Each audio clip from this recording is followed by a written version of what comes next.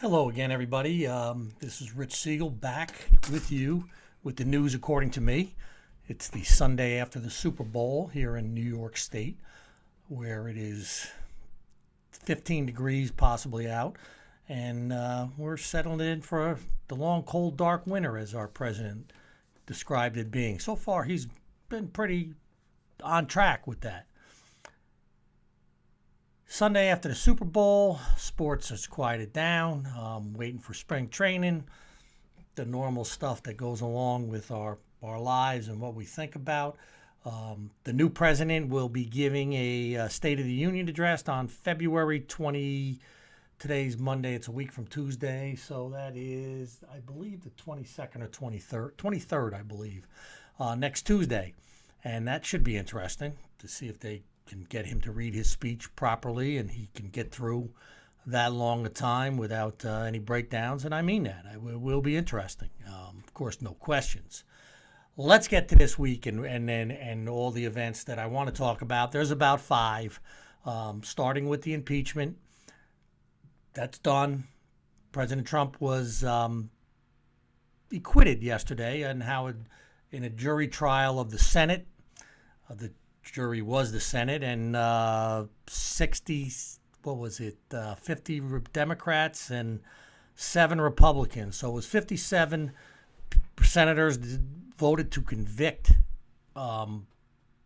President Trump of inciting a riot and being held liable, which the consequences would have been he would never be able to run public office, would have never been able to run for public office again. And I also believe he would not get the retirement plan that all presidents are offered in terms of Secret Service, what the benefits are for ex-presidents. That would have been gone. The point is, 43 senators voted to acquit. So it was 57 to convict, 43 to acquit.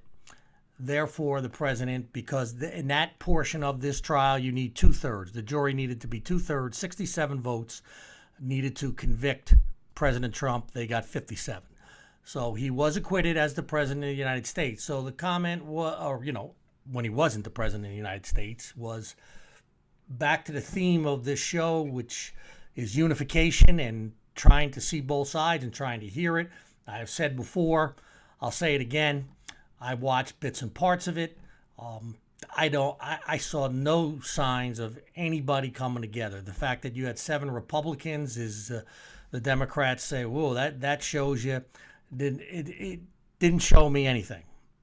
It showed me that the same voices screaming the same thing are doing for the first time ever impeach the president after he's out of office, had a trial for the president after he's done with office. So, I know the goal is to smear his name.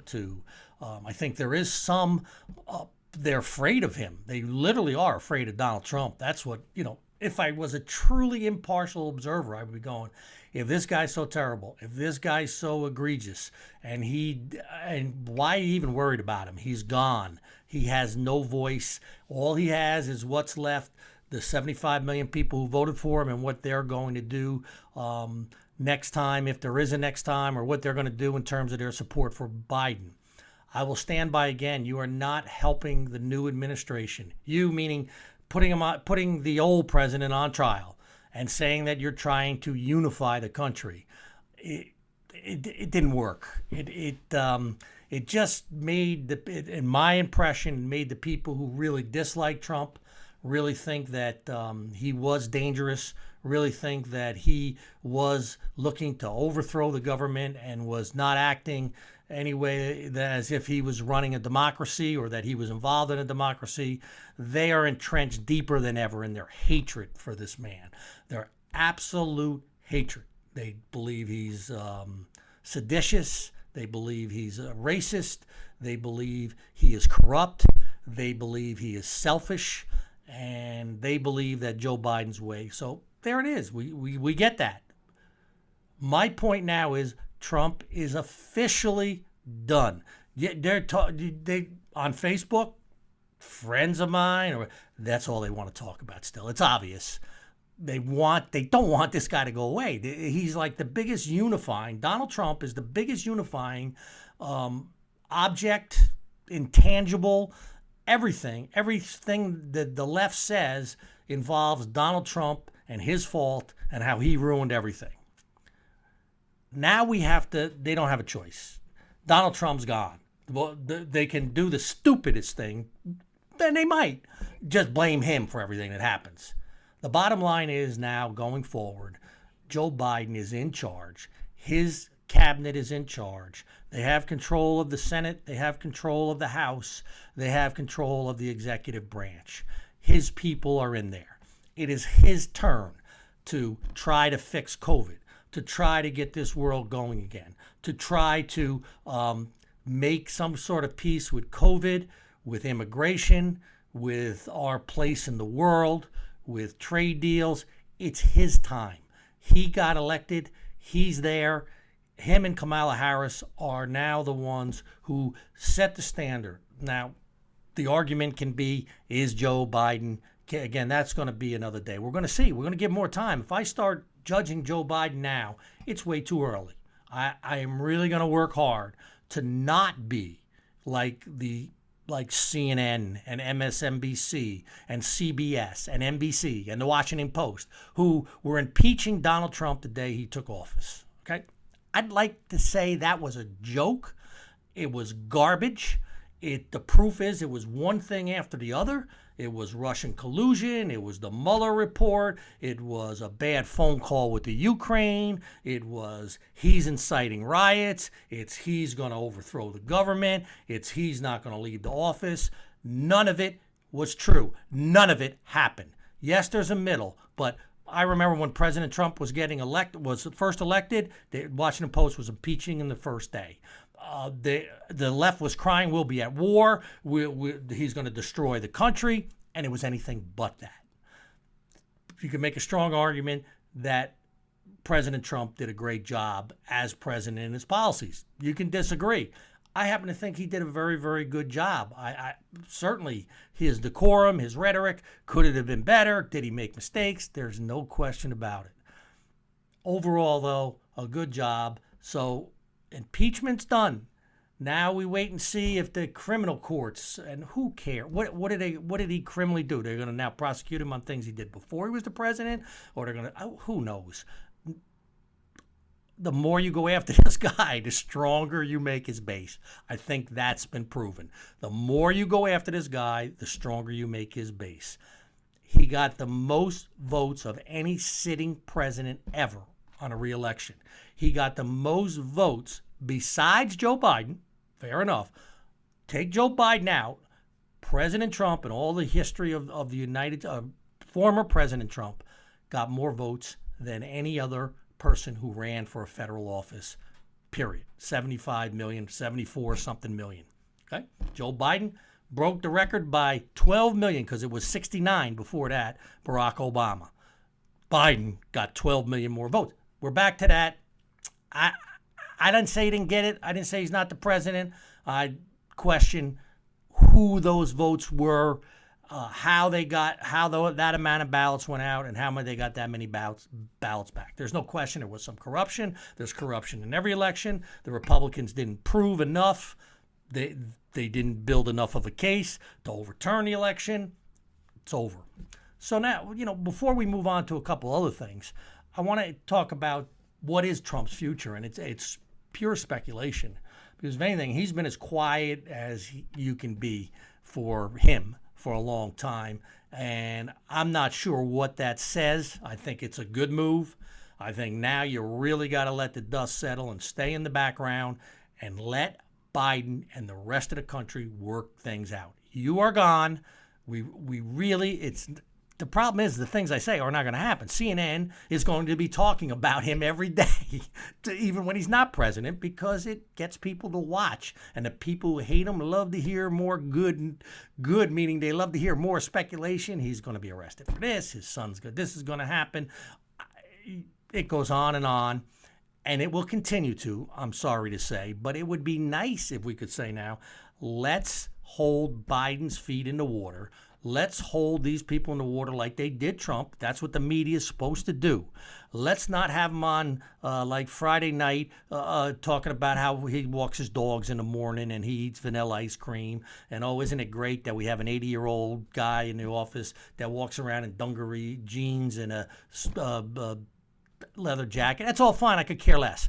What's he doing about China? What's he doing about Russia? What executive orders is he signing? What does he stand for? Is he able to stand up on his own, or is he just merely a puppet? So far, the evidence to me is he is merely a puppet. But I'm giving him more chance. Even though he's proven 100 times I don't think he's capable, I'm going to say, let's hear what he says in the State of the Union. Let's give him another chance to say, okay, let's put Trump behind us. This is what I want. Here's how I'd like to bring in both sides. Here's the issues that are before our country now, and here's how I think they should be handled or start to handling.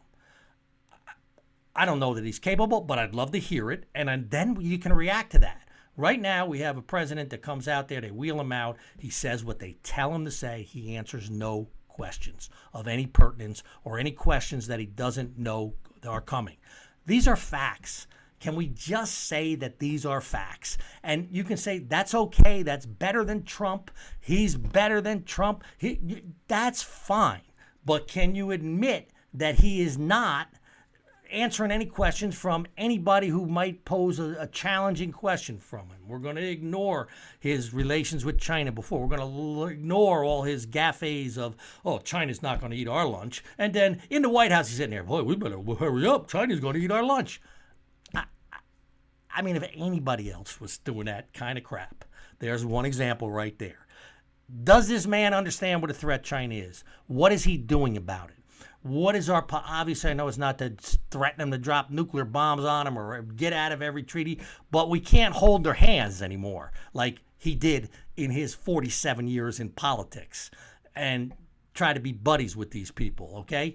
It ain't gonna work.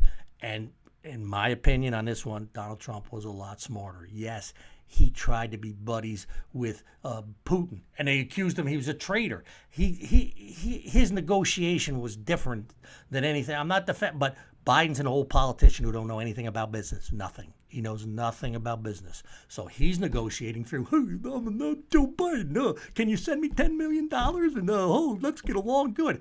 And screw the American people. That's the way I look at it. Maybe he'll change. Trump tried to take these people in and work them and manipulate them and try to out-manipulate them. It's not easy. And the pundits can stand there on TV all day and say, well, that's not going to work. Well, nothing's worked. Nothing is working. China is running wild. And why? Are we going to hold them accountable for the virus? That's all right. We're going to hold them accountable for the what they've stolen from this country. And I mean mentally and through the computers. Are we going to hold them accountable for their movements in Taiwan? Are we going to hold them accountable for the amount of American jobs they are taking out of Americans' hands? Are we going to hold them accountable for trying to beat us at every step and trying to be the world power? We're going to let them beat us in space. Are we? They laughed at Trump when he talked about the space thing.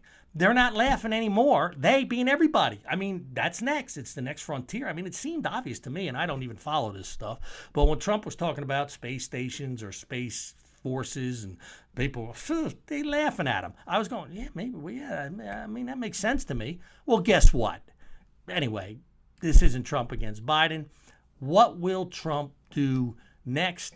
I suggest strongly that at least a couple months, just lay low. Let Nikki Haley say what she's going to say. Let everybody say. Let Biden run the country however he sees fit. Let's make some judgments on that. Let's settle down for a while and see what Trump's going to do. But for right now, we should forget about him. See ya. So my view on Trump is we'll talk to you next time. What are they going to bash him on next? We should not be spending any more time on here talking about Donald Trump. Okay? But we'll see how that goes. I'll try to hold to my end of the bargain. Let's see how the news media does. And why do we need to hear about Donald Trump anymore? What the latest witch hunt, the latest whatever. The man is out of office. He is now a acquitted whatever. He is not a criminal. He is a former president of the United States in good standing. So let's move on. And you people who cry from the far, far left, if you can't get over that, and that's all, nobody's listening to you. Nobody is listening to you. You're not changing anyone's mind. You're not going to all of a sudden have, and I'm not trying to change anyone's mind. I'm trying to get us all to say, let's just see what it is with some common ground and some idea of, hey, how are we going to make the United States better? How are we going to make our cities better? How are we going to make our schools and education better? How are we going to be the leader of the world without bending over to the world? How are we going to fix immigration and who we let in and out of the country? And how are we going to create a path to citizenship for the dreamers that are here, which, by the way, I'm all for, okay? All for. People who are already here in this country and they're illegal. Let's get them as quick a path to citizenship as possible. Not deport them, but not encourage. Now, you don't need to be a citizen and so forth, because the last point on that is I really do believe that if you do not pay taxes in this country, you should not have the right to vote. Now, we could argue that all day. It's my opinion. If you don't have a stake in the game, why should you be voting in a representation? If you're here just reaping the benefits of whatever the government and society hands you, but you contribute nothing towards it in terms of taxes, which is a big deal. It's a big part of my income. It's a big to help all the programs. So the people who don't contribute to it, I don't see why they should benefit from it. They do, and they will continue to. And then how far does Biden want to stretch it? That's my feeling. And you go, well, you're an immigrant. Yeah, I am an immigrant. My grandparents came over on a boat from Germany. They got their papers here legally as immigrants and were citizens, raised families here, worked their butt off their whole life. There's no white privilege here. There's no free passes here. So, there's credibility. Not from like the elite academics in their ivory towers who think they're smarter than us working class Americans who really do understand the picture. They think they just a little sharper than us. We're not that quick. People who haven't gone to Harvard or University of Virginia or haven't, don't work for a law firm somewhere where they make the decisions. They're not politicians. We're not politicians. That's a bad thing right now, because if you're not a politician, whatever you say makes you less intelligent, deplorable, all of that stuff. And we got to stop that too. All right, let's get away from national politics for a minute and get to New York State and our famous governor, Andrew Cuomo, of Emmy fame, of great author, wrote a book about his great leadership. This is the guy that you're talking about. This is the guy that lots of people I know, good friends of mine, people who are very close to me, sat and watched on TV every last March and April and praised him and sang the hallelujah to Andrew Cuomo, telling me what to do. He's guiding me through this terrible time. In the meantime, the record shows that Andrew Cuomo was the worst governor when it came to we already know he's corrupt before that. But the way he handled COVID and his arrogance and his elitism and his lack of following his own rules, his lying, his cover-up, it is time for what do they call it? The chickens to come home to roost. For the old saying my mother used to say, he's time for him to get his comeuppance. And his comeuppance are that he is not a great leader, that he is not a brilliant man, that he is a liar, that he is corrupt, and that he tried to cover up 15,000 deaths that he ordered in the nursing homes. And his own closest personal aide is the source of that information. I mean, if you turn on CNN and his brother Fredo, there's not even a mention of it. this is a problem right now. We have to hold Andrew Cuomo accountable for his handling of the COVID crisis, specifically moving COVID patients from hospitals to free beds for more COVID patients coming in, or for people who were paying who weren't on. So that's argument can be had too. But the fact is, he authorized his decision, signed off, moving these patients into nursing homes throughout New York State, where within weeks, 15,000 people died in these nursing homes because they became afflicted with COVID, and it accelerated whatever sickness they had. And then Cuomo lied about the numbers they put in terms of who was in the nursing home and how many hospitals were in there. And then they tried to cover it up. Now, do I have the proof sitting here on my desk? No, but the proof is there.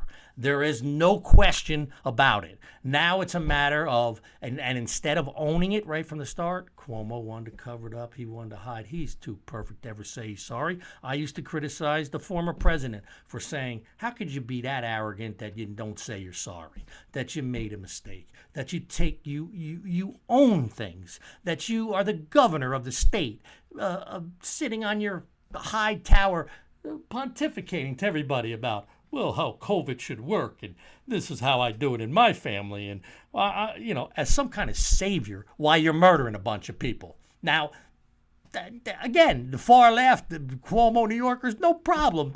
Don't distract from the impeachment. Don't worry about that. It's okay. We'll forgive them. People make mistakes. Let him make the revenues off his book. Let him keep his Emmy hanging up on the wall.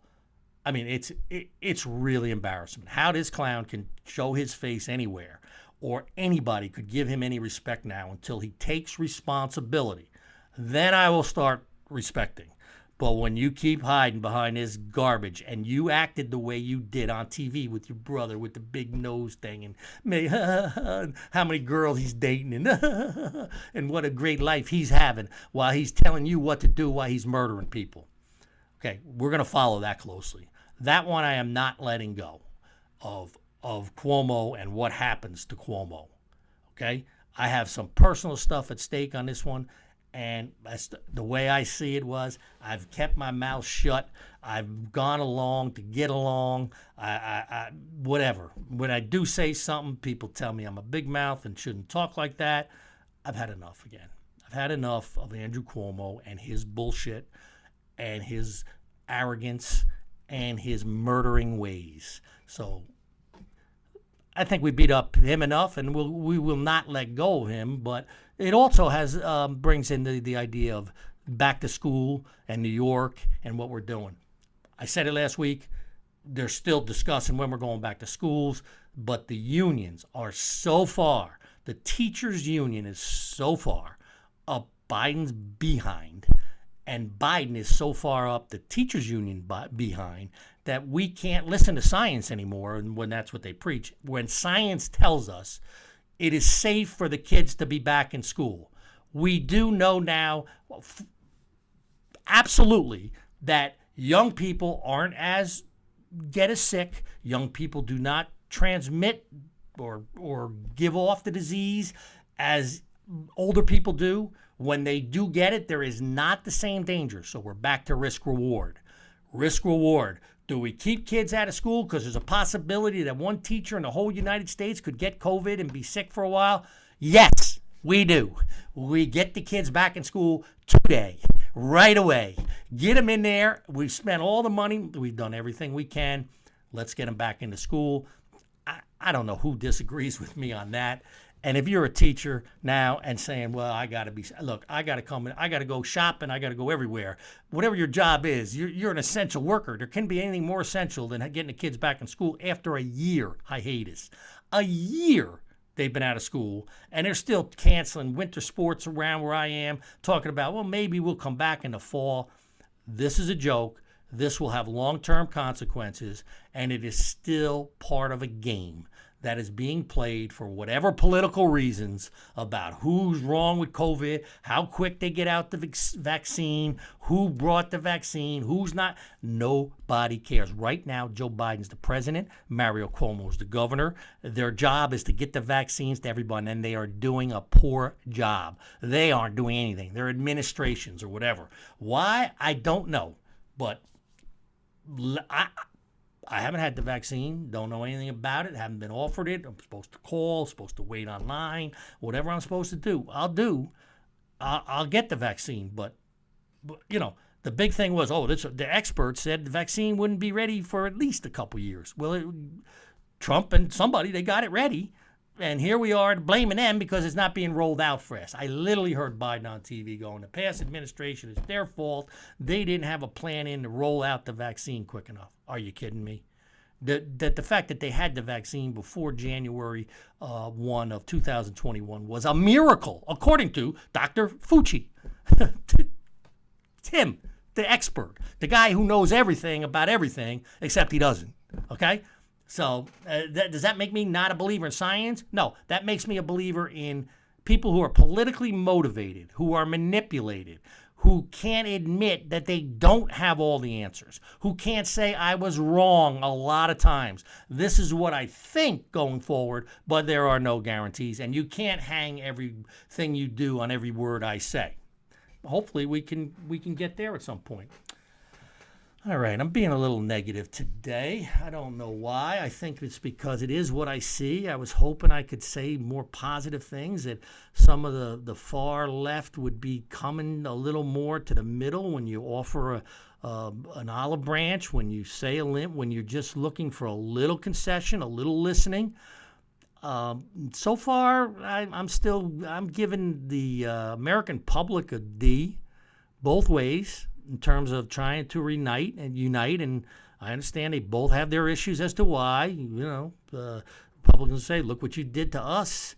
The Democrats will say, well, look what you always did to us. And Trump is an aberration, and he's so immoral and so unethical that there is no discussion about whether he did good for the country or not. If you like him, you're the same as him. So I haven't seen a lot of movement on that. I have a couple friends who are so crazy, I can't believe what they put on Facebook and put their head on a pillow at night and go, yeah, I'm a smart guy. I know what I'm talking about. It's really embarrassing what I'm seeing out there. And, I'm going to call it out. Now, I'm not going to call out names, but the politicians I'm going to call out. The specific people that I know locally, I'm not going to call out because it's just not the right thing to do. And I get a kick out of it anyway, when intelligent people who think they're intelligent, embarrass themselves. That's what I get a kick out of, because they really believe they have the answer, and they really believe you don't if you disagree with them, and that there is really something wrong with you. I don't know where we ever got to there on this one, but we did, and I'm saying I'd like to change that a little bit. I'd like to just say, hey, this is the way I see it, and what's the other side. Last thing is, I would like to spend some time on censorship. The idea that, and we're going to talk about this as these posts go up, what's allowed on Facebook, what's not, what's allowed on YouTube, who controls that, why they control that, and why we are facing so much trouble with the First Amendment now because of social media and what our American press has done. I don't care which side of the aisle you're on or whatever. Censorship is a real thing now in this country.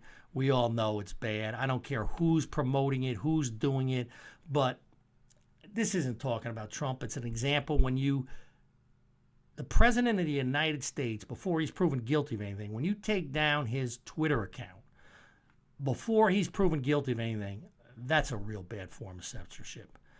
When I write something and want to post it on the news according to me, and you tell me, no volatile language, just opinions. Who's going to determine what's insightful and what's not? If I disagree with you, that's insightful. Yeah, okay, I get it. But to not be allowed to post certain things, to be arbitrarily taken off and put in Facebook jail, to have the newspapers and I read a lot. I do. I read a lot of newspapers. I look at a lot. I look at the New York Times. I rarely anymore.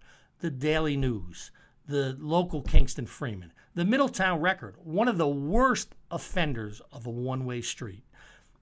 Those papers I just named are, over the last 4 years, 99.9% negative about the Republicans and what they did in the last 4 years. 99.9. Now, you're on the left going, well, they're right. They're right 99.9% of the time. And the other guy who's in office is wrong 99.9%, and everything he does. You can't have credibility with that. You can't run a newspaper, and that's what you do, and then glorify a near senile guy, 47-year corrupt politician, and glorify him. We got to get better. I mean, really. Okay, enough laughing.